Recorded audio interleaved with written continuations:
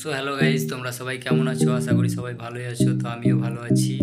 আজকে আমরা যাব বাঁশলই মেলা দেখতে। বাঁশলই কারবালার মাঠ মেলা দেখতে যাব। তো 1 মাসের মেলা বসেছে ওখানে।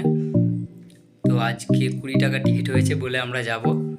50 টাকা টিকিট ছিল প্রথমে যখন মেলাটা বসে, তখন 50 টাকা টিকিট ছিল যাদের শো দেখার জন্য। তো এখন 20 টাকা টিকিট হয়েছে, তাই আমরা যাব। তো চলো মেলাতলায় দেখা হবে। সো সাথে থাকো।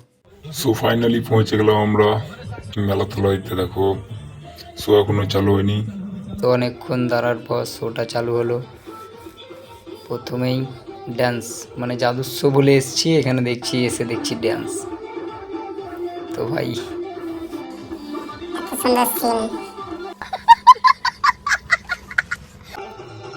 তো এখানে এসে যেটা ভেবেছিলাম শুধু জাদুস্য হবে, তো এখানে শুধু ড্যান্স, মানে যাকে আর বলে পঞ্চরাস, মানে ড্যান্স হয়, শুধু নেচেই যাচ্ছে। তো গাইস, এই যে মেয়েটাকে দেখছে ছোট করে, এই মেয়েটার বয়স আমি অনুমান করছি যে 12 থেকে 13 বছর বয়স হবে, অনেক ছোট। তো এই বয়সে এদের সাথে ডান্স করছে, মানে পরবর্তী সে কি হবে তো বুঝতেই তো পারছো। তো এবার জাদু শো চালু হয়েছে। तू समझा? हाँ।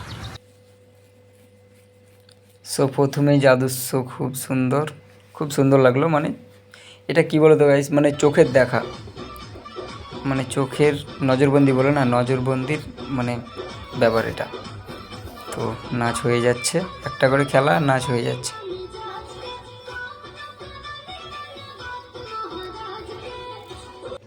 সো আবার একটা খেলা। তো এইখানে গাইজ দেখো, একটা বাক্সর মধ্যে কিভাবে খরগোশ নিয়ে আসবে, তো চলে এসছে। तू समझा? हाँ। नहीं, तू समझा नहीं। সো প্লে করে দেখো কিভাবে নিয়ে এসছে, চলে এলো।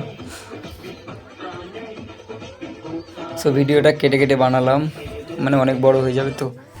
সো এখানে এই বাচ্চাটাকে দেখো, কোনো কিছু নেই, এমনি এমনি হাওয়ার উপরেই শুয়ে আছে। মানে আমাদের সাথেই খেলা দেখতে এসেছিলো, আমাদের সাথে ঢুকলো, মানে ওইখানকারই ছেলেটা। তো ওকে নিয়ে খেলা, একটা শো চালু হয়ে গেল। সো এইটুকুনি আমার ব্লগটা ছিল। আর যে এই খেলাটা দেখছো, এই খেলাটা কি আমি বুঝতে পারিনি। তো তোমরা যদি জানো প্লিজ কমেন্টে জানাবে।